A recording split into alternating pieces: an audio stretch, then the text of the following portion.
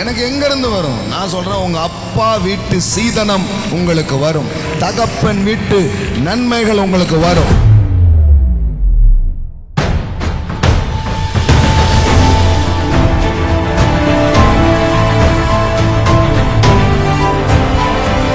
இவர் எனக்காக என்ன செய்வார்?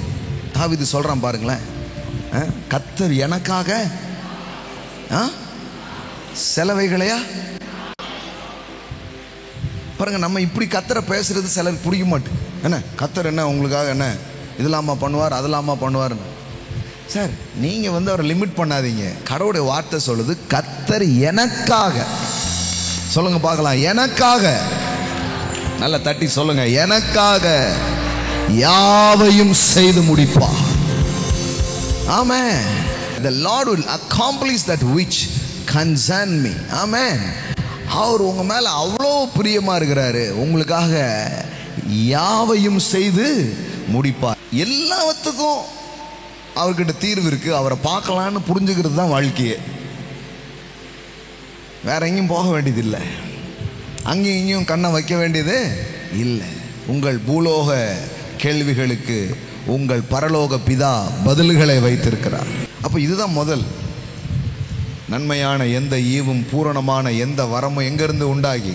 பரத்திலிருந்து உண்டாகி ஜோதிகளின் பிதாவினிடத்திலிருந்து இறங்கி வருகிறது. எல்லாம் சொல்லுங்க, இறங்கி வருகிறது. நீ காலையில் இதை கேட்டுக்கிட்டே இருக்கும்போது இறங்கி வருது.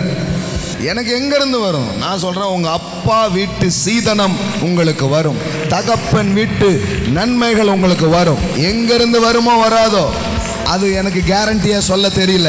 ஆனா உங்க அப்பா கிட்ட இருந்து உங்களுக்கு வரும். உங்க ஒத்தாசை வரும் பர்வதத்திலிருந்து.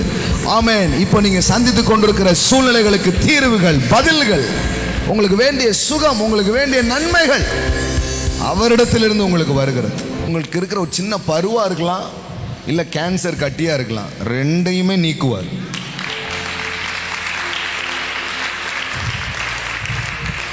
ஆமென். அது எதுவா வேணாலும் இருந்துட்டு போட்டோம். கடவுள் சொல்றாரு, உனக்காக நான் என்ன வேணாலும் செய்வேன். ஆமென். உனக்காக என்ன வேணாலும் நான் செய்வேன்.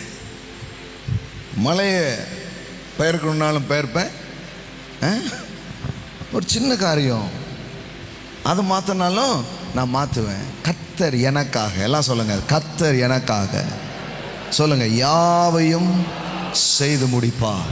யார்கிட்ட பேசணுமோ உங்களுக்காக பேசுவார், உங்களுக்காக வழக்காடுவார். ஆமென். உங்களுக்காக யுத்தம் பண்ணுவார், உங்களுக்கான நீதிகளை பேசுவார்.